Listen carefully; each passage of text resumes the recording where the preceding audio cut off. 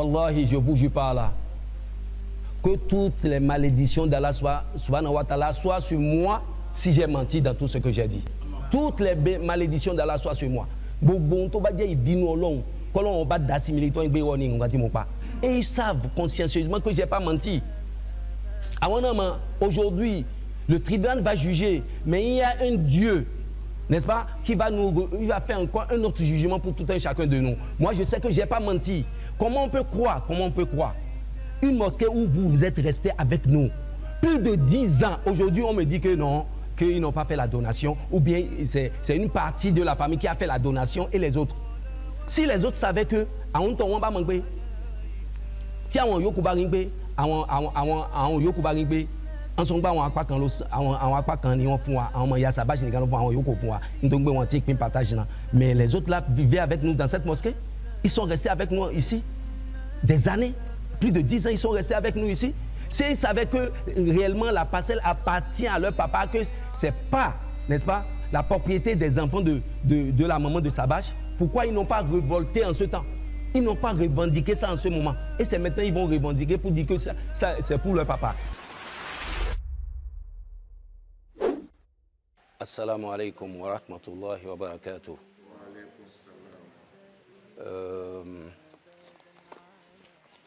Je suis l'imam principal de la mosquée Al-Sunna de Porte-Novo de Tivier.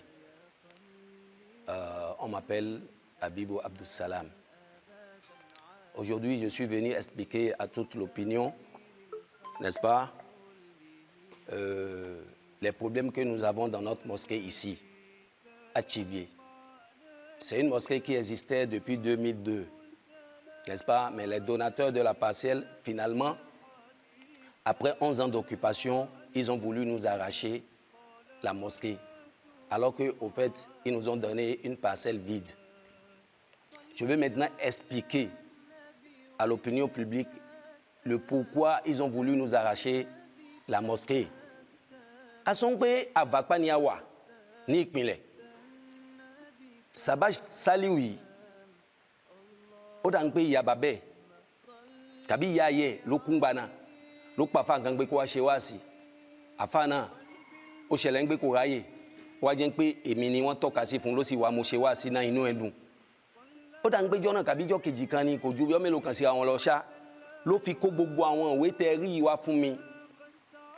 Àwọn ìwé tó jẹ́ àwọn ìwé òrìjìnáàlì ilẹ̀ yìí, ilẹ̀ tá wà lérí ẹ̀ yìí ló fi kó wá fún mi. Ẹ rí lọ́lọ́kan ọjọ́ kan ní sọ fún mi pé ilẹ̀ yìí o ilẹ̀ bàbá tàwọn ni. Àmọ́ mọ́ṣáláṣí làwọn fẹ́ fi ṣe. Tó ilẹ̀ bàbá yín ni ṣé ìyá yín nìkan ló bímọ fún bàbá yín ni kàbí bàbá yín ó tún ní àwọn ọmọ mi tó ń gbé bàbá òsì láyé má ó ní rárá ń pé yàtà bàbá tàwọn tún náà àwọn ọmọ mi ṣùgbọ́n wọ́n ti pín ogún bàbá tàwọn èyí tó tọ́ sáwọn ọmọ ìyá tàwọn lè yí mo sì ń bilẹ̀ kan náà pé kí wàá lè rí ẹ̀ ó gbé ìwé yìí fún mi nínú àwọn ìwé náà òun ni ìwé tó fi hàn wípé bàtàn ṣe consent des familles wọn ìwé yìí wọ́n attribué ilẹ̀ náà fáwọn ọmọ ìyá Sabache òun ni commissariat commune Diegandaho wọ́n sì ṣe ibẹ̀ ni wọ́n gbé légaliser ní ìgbà náà ẹ̀rí ìwé ìtabáwò dáadáa àti 1998 ni ẹ̀rí tí mi bá gbàgbé wọ́n sì ń gbé nǹkan fáwọn ní 2002 nígbà tí aṣọ yẹn tí ó wá rí kọjá mo tún wọ́n bí ń pé ìwọ nìkan kọ́ lọ́mọ ìyá ẹ tó bíi mélòó kan ó ní bẹ́ẹ̀ ni ó dárúkọ gbogbo wọn fún mi àwọn bíi méje gbà tó dárúkọ wọn fún wa ní báwo ni àwọn yòókù ṣé wọ́n ti fọwọ́ sí ń gbé kẹ́ fi ilẹ̀ náà lẹ̀ fún àwọn mùsùlùmí kan fi ṣe ilé ọlọ́run ó ní náà ń gbé gbogbo òun ti réglé ẹni tó ń fún nílẹ̀ òun fún lẹ̀ ẹ̀gbọ́n tòun tó jẹ́ ọkùnrin tàwọn àgbà Fàtáyì òun gbé mọ́tò fún òun tó fowó sí lọ́wọ́ obìnrin ẹyọ kan tó wà láàrin tàwọn òun fún lówó àti bẹ́ẹ̀ bẹ́ẹ̀ lọ mo ní tó bá jẹ́ bẹ́ẹ̀ kò sí problem bá ṣe bẹ̀rẹ̀ akọ́bùkà àbẹ̀sí gbébí àbẹ̀sí mọ́ kí òun bí báyìí nǹkan àkọ́kọ́ kọ́ gbìyànjú ta ṣe ní àfomi síbẹ̀ àwa omi síbẹ̀ àwa bàtà ta gba omi síbẹ̀ àríná nítorí pé iná ò rọrùn láti gbangba náà bàbá gbẹ́gi tó wà lẹ́yìn bí bàbá náà ni ó fún wa níná kódà kànga yìí bí báyìí ni kànga wà rí kànga náà a tún sanwó kànga náà fún bàbá náà ni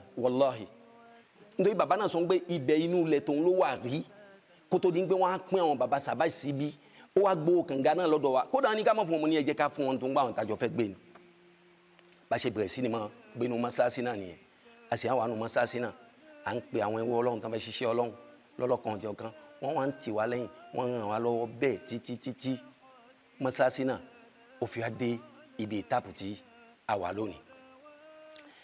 mọ́sáàsì yìí mọ́sáàsì kan tó ní ìtàn tó ṣe ń gbé nǹkan kan púpọ̀ nítorí pé kò rọrùn fún wa láti lè fi ìpìlẹ̀ mọ́sáàsì náà lélẹ̀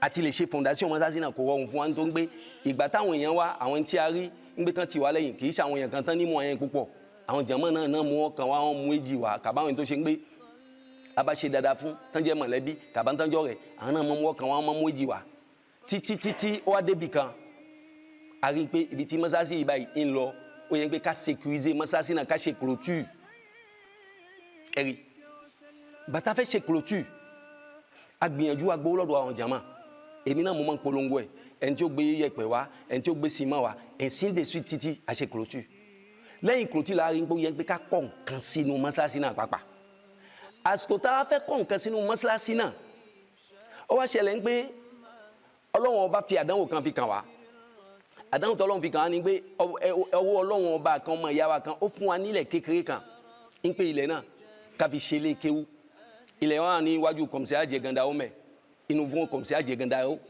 a rí ilẹ̀ náà ká tó rí le verger tó wà níbẹ̀ ẹ̀rí kì í ṣe nǹkan tó pamọ́ kì í ṣe nǹkan tó pawọ́ èèyàn bá fẹ́ pọ́wọ́ kó pọ́wọ́ níbi tán fi tètè já olú ẹ̀ ilẹ̀ náà gbàtà rí pé àtìlẹ́yìn náà wà bó ṣe yẹ ilẹ̀ náà la fi ṣe fondation mọ́ṣáláṣí bí ilẹ̀ náà ilé kéwú ni wọ́n fún ilé kéwú tẹ̀mí ni wọ́n fún kódà àti ṣe bíríkì sérí ilẹ̀ náà gbàtí àwọn nǹkan kan ṣẹlẹ̀ ń jọ lásán pé látàlẹ̀ náà la fi bẹ̀rẹ̀ fondation ibi tí mo gbégbé kó òun náà ni pé a wà nínú mọ́ṣáláṣí náà wọ́n ṣe bí ọdún mẹ́wàá pẹ̀lú wa ọdún mẹ́wàá ó lé à ń rìn lọ́mọ ìyá kò sí nǹkan kan gbogbo àwa dáadáa àmọ́ wa títí kódà ọmọ Sàbáṣì ta pè sí Kàbíù yìí báyìí wọ́n fún nílẹ̀ lérí ilẹ̀ ń bí ọbẹ̀ ló fún nílẹ̀ mi ní gbàgbé akí kútúbà wá sí ọbẹ̀ ó ti kúlí sí ọlọ́run kó jẹ́ káàlì yá máa dùn fún baba Ismaila lójọ́ náà a máa ń kírun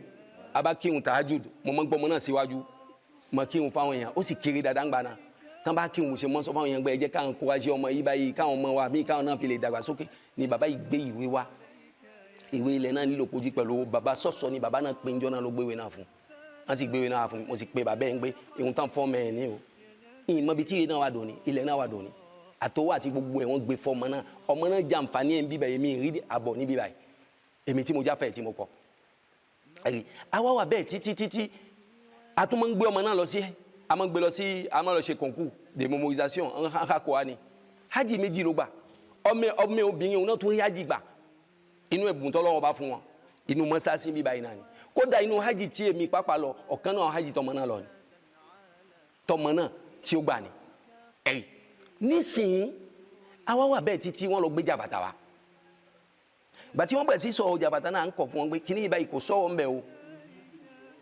o wọ́n gbé kó ní Nàìjíríà ẹ̀rí alì jàbàtà tó ní gbé ká má fi síbí jẹun tí wọ́n bá ti fi jí jẹun ó ti kèfèrí obìnrin tí ó bá bojú ìhòhò ló wà ẹni tí ó ṣe mùsùlùmí a gbọ́dọ̀ ní àjọṣe kan pẹ̀lú ẹ̀ àtẹ̀gbọ́dọ̀ kí ẹ̀rí àtàwọn nǹkan bẹ́ẹ̀ lọ èèyàn gbọ́dọ̀ ló ilẹ̀ wọ́n máa ń ṣe lẹ́sìn èèyàn gbọ́dọ̀ lọ voté kódà wọ́n ṣe débi wípé èèyàn wà nínú ìlú yìí tó ṣe ń gbé bàbá ẹ̀ kú ọmọ bàbá ẹ̀ èèyàn wà nínú wọn tó tẹ̀lé wọn tí bàbá ẹ̀ kú báyìí tí ò bá bàbá náà lọ sí kò sin bàbá náà lọ tẹ́ nítorí wọ́n sọ pé kèfèrí ni bàbá ẹ̀ donc lérí ń pé kèfèrí ni bàbá ẹ̀ òun náà wà lérí bẹ́ẹ̀ títí di àsìkò tá a wà yìí ẹ̀rí inú ẹ̀ àwa wà bẹ́ẹ̀ títí èèyàn kan wá pè mí nígbà tí pọ́blẹ́mù yìí bẹ̀rẹ̀ wọ́n sọ fún mi pé jábàtà náà dé sílẹ̀ yìí ọ̀dọ̀ Sàbáṣì náà ló dé sí níbi tí wọ́n dé sí ńgbà náà tí wọ́n ń ṣe gànjàngànjà náà ńgbà náà wọ́n wá sọ pé àwọn fẹ́ pé kó wá ṣe wáàsí ní mọ́ṣáláṣí mi mo kọ̀ ihun tó fa wàhálà wa ojú bẹ́ẹ̀ lọ wọ́n lè sọ pé mo gbà wọ́n yà o wọ́n lè sọ pé mo bọ́ àwọn àfi tán bá fẹ́ mọ gbẹ̀ṣẹ̀ nìkan gbogbo ohun tí wọ́n ń ka yẹn irọ́ kẹ́dẹ́ kìkì dárọ́ ni tó ṣe ń gbé gbogbo ẹ̀ pátá lèèyàn lè dèmọ̀ntì ẹ̀rí wọ́n sọ fún mi pé kí n jẹ́ kó wá ṣe wá sí bí mo kọ̀ wọ́n sọ fún mi pé kí n lọ n pé kí n rend visite fún kémi pẹ̀lú ọ̀ṣọ́ de débat mo ní mo kọ̀ mo tẹ̀ ti gbà ń pé mi ṣe débat pẹ̀lú ẹ̀ nígbà kan àmọ́ àwọn àfa àtànjẹ́ alùsùn ẹgbẹ́ mi àwọn Ustaz Fadullah àwọn Ustaz Abdulgani Abdallah Mudiu Hanifiya wọ́n sọ fún mi kí a má dán wò ẹ̀rí náà ni le fait que mo wá kọ́ ń pé mi fẹ́ lọ yẹn ibi tọ́ta ti gbé bẹ̀rẹ̀ nìyẹn bẹ́ẹ̀ la ṣe ó dòjọ́ kan wọ́n yí wá kírun lọ́dọ̀ wa mọ́ wọ́n yí wá kírun lọ́dọ̀ wa mọ́ ẹ̀rí wọ́n lè dé kan rí pé abá ti kírun bó ṣe wọ́n ṣẹ̀ṣẹ̀ á wálé sí àwọn ọmọ kírun tiwọn wọ́n fẹ́ dá wàhálà lẹ́nu mọ́sáàsì parce que wọ́n mọ̀ pé tíjà bá ṣe mọ́sáàsì wọ́n ti mọ́sáàsì ẹ̀rí ẹnu ẹ̀ bẹ́ẹ̀ la wà lọ́kàn náà àwọn jàmáà pè mí pé ihun tí ń lọ nínú mọ́sáàsì yìí ó lè fa mọ́sáàsì wò ó lè dá mọ́sáàsì wò ǹjẹ́ a ṣe acte de donation wọ́n ṣe ìwé fún wa gbà wọn fún wa ní ìwé yìí ẹ̀rí mo ní pé wọ́n ṣe ìwé fún wa àmọ́ síwájú èyàn sẹ́ gbà tí problem náà ń ṣẹlẹ̀ Abu Sabashi náà tó wà ní Alimọ́yìn gbàdàn Ganiu òun pè mí lónìí pé àwọn ò fẹ́ fúnlẹ̀ kan mọ́ mo ní ní fúnlẹ̀ báwo ilẹ̀ tẹ́ gbé fún Ọlọ́run báwo lẹ́sàn-án gbẹ́ fún mọ́ ó ní àwọn ò fún lòun sọ ibẹ̀ tí wàhálà bẹ̀rẹ̀ ni lèyàn kan fi pè mí pé ìwé yìí báyìí kí n gbéwèé náà wà gbà tí olúwẹ̀wò wẹ̀ ní ìwé yìí ẹ̀ gbé lọ sọ́dọ̀ nòtẹ́ nítorí ẹ̀ tribunal nìkan lọ kódà olú ẹ̀ ló fún mi lówó ń pé ẹ fi ṣèwé kẹ́ gbé lọ tribunal Ọlọ́run kò ṣe dáadáa fún bàbá náà ń gbé kẹ́ gbé lọ tribunal kẹ́ ṣe confirmation de droit de propriété fún àwọn jàmọ́ èyàn pé kí ìjọba gbà wọlé pé àwọn jàmọ́ ni wọ́n nílẹ̀ wọ́n ti fún àwọn jàmọ́ kò jù bẹ́ẹ̀ lọ ihun tá a bá lọ sí tribunal nìyẹn ẹ̀rí kéèyàn kó ba lè jẹ́ kínní donc bàtí nígbà tí problème náà abẹ́ sí ṣẹlẹ̀ bẹ́ẹ̀ wá dín pa lọ tribunal abá lọ tribunal abá débẹ̀ kódà àwọn adájọ́ máa ń sọ fún wọn pé talent tó nílẹ̀ à ń sọ ń gbọ́ Ọlọ́run ni talẹ̀ yín fún Ọlọ́run ni ihun tẹ fọlọ́run báwo lẹ́tún fẹ́ gbàgbà àtàwọn àtàfùkà wọn ẹ̀rí lọ́lọ́kan ọjọ́ kan ní nǹkan tá a máa sọ fún wọn ọmọ yìí pé táwọn bá rí kíní ẹ̀ bá ṣẹlẹ̀ ìmọ̀ fẹ́ fa ìtìjú tó wọn bá yí procès náà sí gbà mí tán bá tún wá ń gbà mí nǹkan mí náà máa ń gbé wa kódà président wa Abdulrazak wọ́n dé nítorí ọ̀rọ̀ náà ní àsìkò tá a wí ní pé káwọn mẹ́tọ̀ ọdún sí nítorí pé wàhálà tí ó wà láàrin àwọn mùsùlùmí ó ti pọ̀ jù wọ́n gbọ́dọ̀ tún wọ́n gbọ́dọ̀ sí bàtán gbọ́dọ̀ gbogbo wọn wọ́n kọ̀ fún président ẹni tó jẹ́ président mọ́sálásí náà wọ́n kàn pa wọn gbà ẹ̀rí àwọn tó jẹ́ àwọn ẹni tí wọ́n nẹ́nu díẹ̀ wọ́n kàn pa wọn gbà tó ọ̀rọ̀ náà wà ń bẹ̀ ìhun tán fẹ́ ṣe ó wà nínú wọn gbàtà wa ń sọ nípa pé kán yí orúkọ padà fún àwọn communauté wọn gbà yẹn títí gbàtó di 2015 wọ́n gbé wa lọ ọ̀dọ̀ juge d'instruction juge d'instruction gbà mí ó pè mí ó gbéwèé fún mi mo lọ́dọ̀ ẹ̀ ó pè mí ó pè wọ́n ó pè bàbá directeur ó pè délégué àmọ́ lọ́tọ̀ọ̀tọ̀ gbàtó gbọ́ pè mí sọ fún mi pé ẹ ṣe ẹ̀rú lérí ìwé mo náà wò ṣe ẹ̀rú o ó ní tẹ́ bá ṣe ẹ̀rú ẹ lọ prison ni o mo ní pé mo wà ready láti lọ prison tó ń gbé mi ṣẹ̀rú ó ní gbàvókà mo ní mi fẹ́ gbàvókà kan nítorí pé inú ẹjọ́ àkọ́kọ́ mo ti dávókà mẹ́mí tún lágbára àti lè gbàvókà kan mọ́ bref àwa bẹ̀rẹ̀ sí wàánu ẹjọ́ náà bẹ́ẹ̀ àwàánu ẹjọ́ náà títí ọjọ́ tí bàbá yẹn fẹ́ yanjú ọ̀rọ̀ náà ọjọ́ náà ó rí ń pa àwọn náà ṣe ẹ̀rú kódà Ibrahim ẹ̀gbọ́n wọn ti ń sọ wípé òun ò sí yẹn ń pé òun ò sí lẹ́ngbà tá a ṣe àdó donation wọ́n gbé jáde fún fètètè báyìí ń pé ń bẹ ńlé ní ìgbà tí wọ́n ṣe àṣẹ àdó donation ìní ìwé tí mo lè fi jẹ́rìí ẹ̀ àmọ́ nǹkan tí mo lè fi jẹ́rìí ẹ̀ wà lọ́dọ̀ mi nǹkan tí mo lè fi jẹ́rìí ẹ̀ ń bẹnu ẹ̀mí mi tí mo lè gbé jáde tásìkò ẹ̀ bá tó ẹ̀rí ń bẹnu ẹ̀mí mi tí mo lè fi jẹ́rìí ẹ̀ tásìkò ẹ̀ bá tó juge yìí ní sọ fún wa wípé ihun tẹ́ ẹ mú wá yìí ẹjọ́ yín ò tọ́ àtẹ̀yìn àtàwọn ẹ lọ ní sùúrù mùsùlùmí kan náà ní ó sì wá ń sọ fún wa mo sì wá ń sọ fún jọ́ náà pé ìwé tá a wá ti torí ẹ̀ wá ń kọ́ ó ń sọ fún wa pé èyí tá a ṣe èyí náà ó ti tó tí wàhálà ò bá sí nígbé tá a bá ti wá mọ́ èèyàn kan ò fẹ́ bí wá ní nǹkan kan ó yẹ lísìn títí ẹjọ́ náà yóò fi wo mi àti 2015 láti 2015 náà títí dì sí eré ibi tí àwa pẹ̀lú juge náà ṣe sọ sí eré ẹ̀ ni mo wà dòní ìkẹyìn ẹ̀ àwọn sábà tó sọ ń gbóhùn yìí kírun pẹ̀lú wàǹgbà náà ó bẹ̀rẹ̀ sí kírun ó bẹ̀rẹ̀ sí kírun ọjọ́ náà àlọ́bì kan ìta tribunal ń gbẹ́lọ́ ọjọ́ kírun ọjọ́ náà ó ra crédit 5,000 fún mi ìkẹyìn ẹ̀ ó fi portable ránṣẹ́ sí mi àtàwọn nǹkan bẹ́ẹ̀ lọ tó ṣe fún mi ẹ comprend tó fi hàn wípé nǹkan kan ò tún sí mọ́ láti 2015 àmọ́ kò ju nǹkan bí oṣù kan sí oṣù kan àbọ̀ lọ lísìn làwọn èèyàn sọ fún mi pé òṣàṣẹ kú wàhálà tí ń ṣẹlẹ̀ mọ́sá wàhálà ò ní ṣẹlẹ̀ wàhálà kan ò ṣẹlẹ̀ ọ ní náà wàhálà ń ṣẹlẹ̀ mọ́ wàhálà báwo ẹ̀sìn kí ló ń ṣẹlẹ̀ nítorí èmi wò ń pé bóyá òkè yìí ẹ̀rí àti fòkè yẹn lẹ́sìn ó ti ju nǹkan bíi 10 ans lọ táàrí nǹkan kan ṣe mẹ́mọ́ ẹnujọ́ mẹ́ta ilẹ̀ ẹwọ́ ọlọ́run kan ọmọ ìyá wa kan ó wá la ṣe úkìá fún úkìá tán takò náà la ṣe fún kí ló fẹ́ ṣe fún wa mọ́sáàsì wa ní gbogbo ẹ̀yin náà máa ń wò kí náà ń gbé gbogbo ẹ̀ ní tí ń jò tó bá dàsìkò jò báyìí àyí lè kírun lọmọ ìyá náà sọ pẹ̀lú ògo ọlọ́run gbé ká ṣe dèvì mo sì pé ẹnjìníà wọn ṣe dèvì ọmọ ìyá wa náà ló wá ṣe dèvì náà tọmọ ìyá wa ṣe ẹ̀rí tí wọ́n ṣe sí 3 millions 700 gangan mille kọ́ ni náà ni wọ́n ṣe fún wa gba ní dèvì náà tán ṣe olùwẹ́sì kó náà fún mi gbà tó olùwẹ́ kó náà fún mi mo sì pé ẹnjìníà náà òun ni èmi ò ń pé iṣẹ́ yẹn ni wọ́n kí wa fún ni àṣé wọ́n tún ti lọ́ọ́ manigancé nǹkan débi pé décision ti jáde ní tribunal ń pé wọ́n kákò ní mọ́ṣáláṣí gbà tí mo gbọ́ mo bẹ̀ sí sáré káàkiri gbà tí mo sáré èmi ò ń pé eré èyí tó wà lọ́dọ̀ wa ń bí báyìí òun ni a rí pé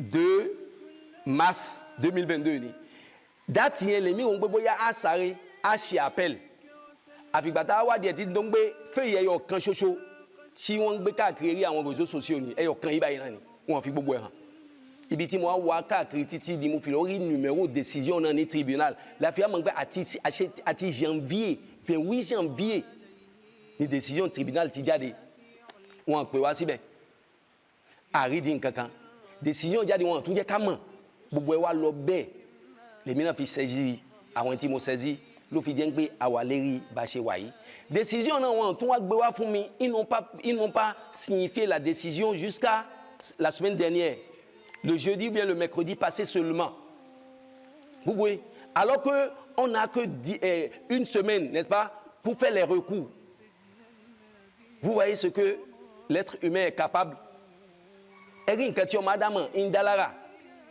àwọn agbé ìwé náà jáde gbà tí décision wá jáde èyí tó wá jẹ́ pambambari ce qui est marrant bizarre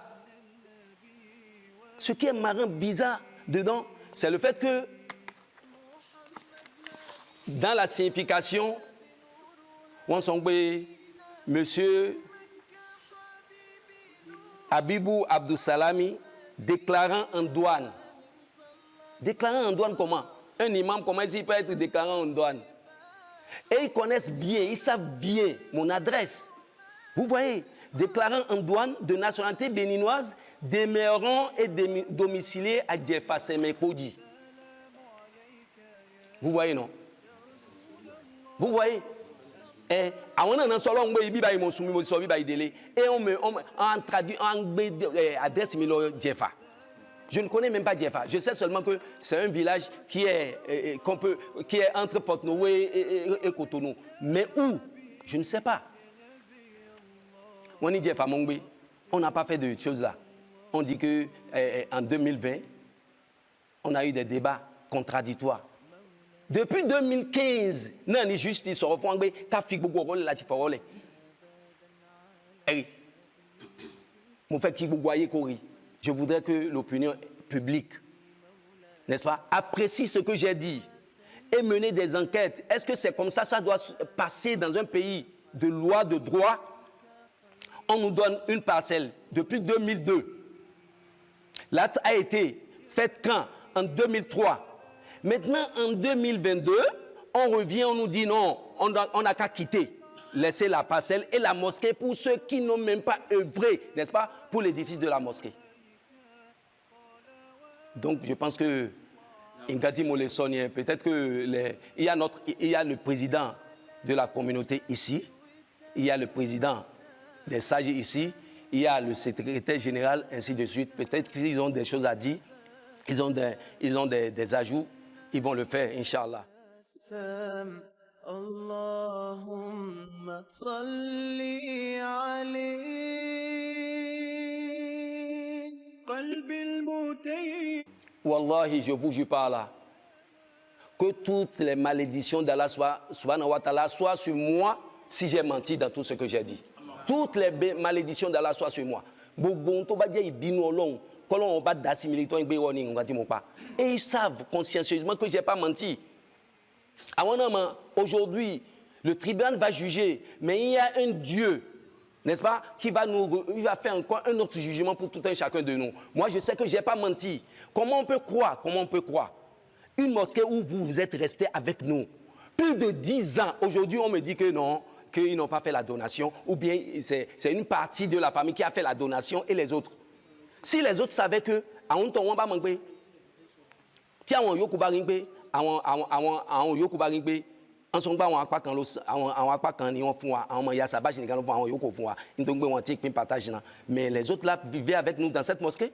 Ils sont restés avec nous ici des années, plus de 10 ans, ils sont restés avec nous ici. S'ils savaient que réellement la parcelle appartient à leur papa, que ce n'est pas, n'est-ce pas, la propriété des enfants de la maman de Sabache, pourquoi ils n'ont pas révolté en ce temps? Ils n'ont pas revendiqué ça en ce moment. Et c'est maintenant qu'ils vont revendiquer pour dire que ça c'est pour leur papa. qu'Allah nous guide, nous oriente.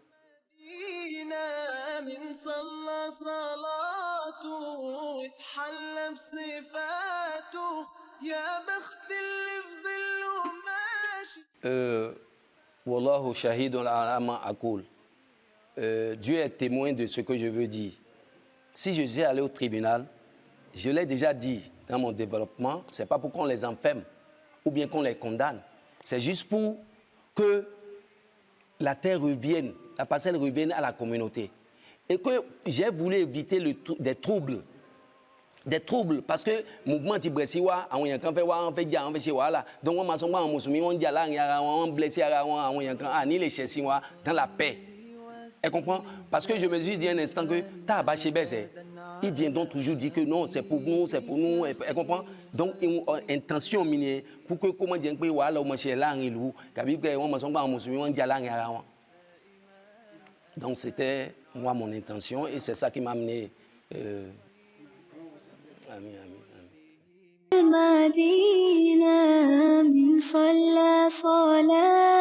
Tó, a dúpẹ́ f'Ọlọ́run. Èmi tí mo wà ń bí yìí, wọ́n máa ń pè mí ní Marufu Alimi Sukere. Iṣẹ́ akọ́nilẹ́kọ̀ọ́ ni mo ṣe títí di ọdún 2001. Wọ́n á gba àfẹ̀yìntì, wọ́n gbà sí ní àfẹ̀yìntì. Wọ́n sì wá nu àwọn ẹni tí ó sáìn sínú ìwé tá fi fún wa ní ilẹ̀. Nítorí ẹ̀ ni mo fẹ́ sọ̀rọ̀ díẹ̀ kan. Mo fẹ́ jẹ́ kẹ́ ẹ mọ̀ báwo ni ìwé náà ti wáyé gbà. Ìwé náà wáyé nígbà tí mo lọ ọ̀dọ̀ Busari Saliu, mo máa ń lọ ilé wọn nígbà gbogbo ńgbà náà. Ní 2002 ni ó pè mí ńjọ́ kan. Ó ní òun fún ìjọ Ahlus-Sunnah ní ilẹ̀. Ilẹ̀ wo ní níbo ni ilẹ̀ náà wà? Ó ní wà níbi kan níbi Ṣìbì lọ́hùn. Tó, ilẹ̀ náà ti ẹni onítòun kan. Ti gbogbo àwọn ọmọ ìyá òun, ti bàbá òun ni tán pín fáwọn ọmọ ìyá òun. Mo ní ǹjẹ́ àwọn ọmọ ìyá ẹ mọ̀ sí? Ó ní gbogbo wọn náà ti mọ̀ sí. Òun sì ti kówé lọ fún Àfà Abdulsalam ní Àvàpá. Ó ní tọ́, àwọn ọmọ ìyá ẹ náà tí kò ní wá di iwájú kó dọ̀ràn. Ó ní èhè kò lè dọ̀ràn. Ẹni tóun fẹ́ fún nígbà òun ti fún, ẹni tóun fẹ́ fún láwo òun ti fún, òun ti yanjú ẹ̀ kí wàhálà máa wà lọ́la. Nígbà tí mo jáde, kí náà tó wá sọ̀rọ̀ fún mi. Ọ̀dà tó bá jẹ́ bẹ́ẹ̀ náà ni mo pè é, mo ní tó bá jẹ́ bẹ́ẹ̀ náà ni ǹjẹ́ jẹ́ ká ṣe kinní kan téyìnbó máa ń pè ní acte de donation, ìwé kan tó máa fi ń fún èèyàn ní nǹkan. Ó ní òun gbà. Tá bá ṣe acte de donation yẹn, á gbé lọ mairie ọ̀dọ̀ ìjọba, wọ́n san ìsínú ẹ̀. Ó sì ní kò ṣe kankan. Ó ní ọ̀dà. Ó ní kí n bó lọ ṣe, kí n lọ kọ kí náà. ní mo bá ìgbà tí mo délé mo ṣe ohun tí mo lè ṣe nígbà náà lọ́hùn. Bref, ó jọ pé a tún gbàgbé lérí ẹ̀ díẹ̀ àmọ́ ìgbà tá a wá débí náà gan mo ní kí ni agbe donation yìí ní ìgbà yìí a gbọ́dọ̀ tètè ṣe. Ó wá sọ pé ó dáa ká lọ ibi tí wọ́n ṣe. Mo ní kí ni commune Jẹ̀gàndà hó la wà nígbà náà commune mi nígbà náà lọ́hùn. Ó ní maire kan maire náà àwa lọ bá wọ́n wá tún ìwé náà ṣe tí bá ti gbọ́dọ̀ ṣe gbà wọ́n tún ìwé náà ṣe wọ́n á ní oníkálukú kó wá sẹ́yìn. Délégué àdúgbò náà chefka àti òun náà pàápàá gbọ́dọ̀ sẹ́yìn sínú ẹ̀. Àdúgbò Tìvìè ó gbọ́dọ̀ sẹ́yìn sínú ẹ̀. Oníkálukú wá lọ ìgbà tán ṣèwé náà fún wa bó ṣe a lọ sẹ́yìn sínú ẹ̀. Wọ́n gba signature wa sí inú ìwé náà wọ́n tún gbà sínú ìwé wọn ńlá lọ́hùn ní ìgbà náà lọ́hùn. Tá bá lọ wọ́n rí bẹ́ẹ̀ gbogbo wa la lọ. Kódà ọ̀kan nú àwọn àáfàá tó signé nítorí fún ìjọ Ahlus Sunnah náà ìjọ náà gbogbo fún ìjọ náà àwa mẹ́ta la sẹ́yìn. A rí Imam Abdulsalam a rí èmi tí mo jẹ́ aṣojú àwọn ẹni tí ń kírun lẹ́yìn wọn a sì tún a rí lẹ́yìn mi a rí Imam Akínyẹmí Ṣakiru tóun náà sàn ìsinú ẹ̀. Gbogbo wa la lọ́hùn. Ìyá wọn ó jọ wípé òun náà ló tẹ̀ sọ fún wa pé òun gbé ìyá náà lọ ó lọ sàn. Bá ti ṣe sàn ìkíni náà ni. Je voudrais expliquer à l'opinion publique comment l'acte de donation est arrivé. Excusez-moi, je suis Maroufou Alimi Soukere, instituteur à la retraite. Je suis un des sages, sinon le doyen des sages de la communauté Ahlus Sunnah de Porte-Novo. C'est à ce titre que, au moment où Moussari Saliou, alias Sabache, m'a informé qu'il a fait donation d'une parcelle 6 à Tchivier à la communauté Ahlus Sunnah de Porte-Novo. Quand il m'en a informé et que je lui ai dit la parcelle est à lui, il a dit non, que ce n'est pas à lui seul, que c'est donné, c'est attribué après le partage de la succession, de l'héritage, c'est ce qui revient aux enfants de sa maman. Alors, je lui ai dit, s'il en est ainsi, il aurait été bon, et il est bon que nous fassions un acte de donation. Et je lui ai ajouté, est-ce que tes frères sont d'accord? Il dit, ils sont tous d'accord, je les ai déjà réglés. Qui a eu une voiture, qui a eu de l'argent, qui une autre personne, je leur ai offert ce qu'ils doivent avoir pour qu'ils soient d'accord. Voilà comment il m'a informé de la situation. Et je lui ai dit, on doit faire un acte de donation pour que demain, il n'y ait pas de problème. Il a dit, ah d'accord, d'aller rédiger l'acte.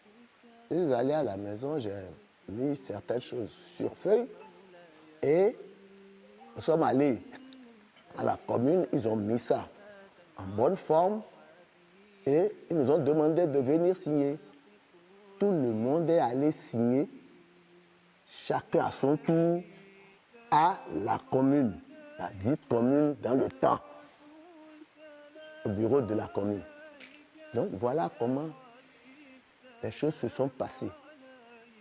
Mais à ma grande surprise,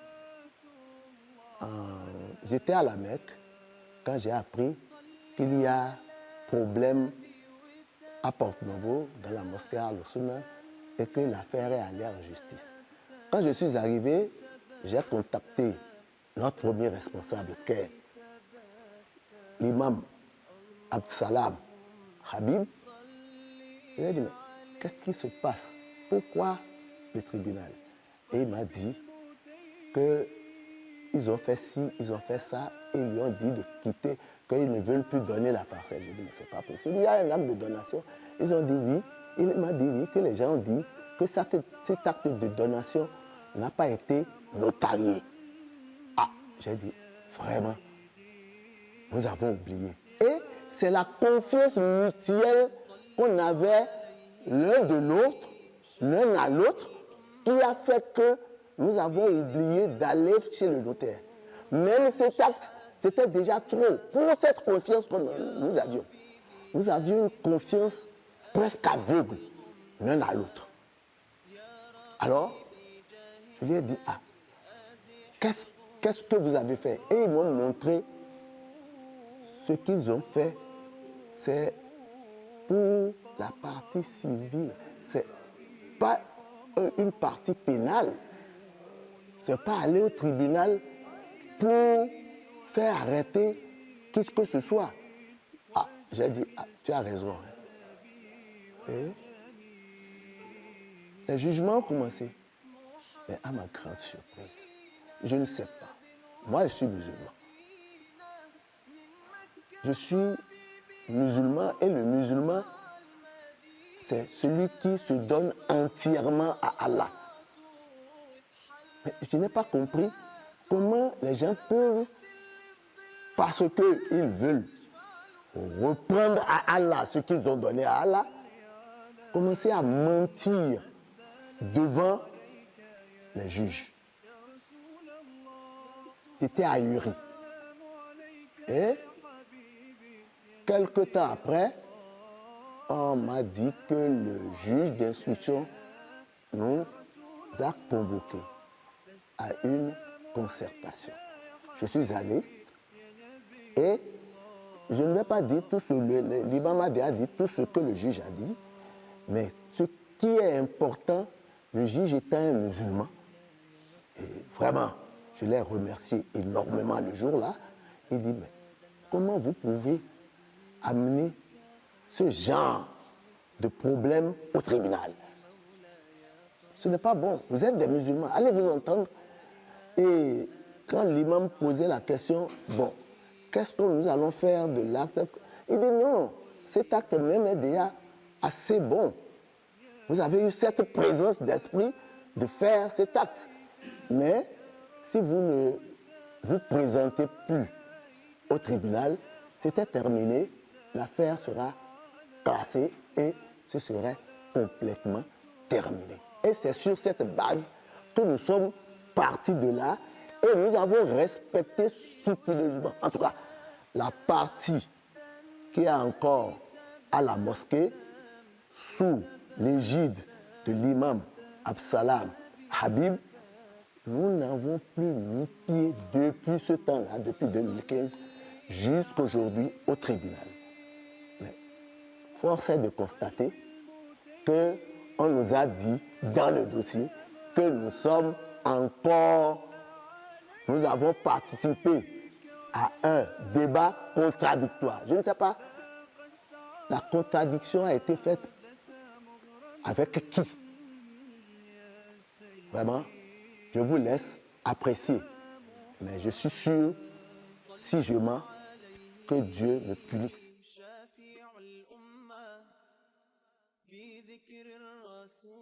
Je jure par celui qui détient mon âme. Et que le jour de jugement, je serai devant lui pour être jugé. Je jure par Allah que tout ce que je viens de dire est juste. Je n'y ai rien ajouté et rien retranché. Voilà. Merci beaucoup.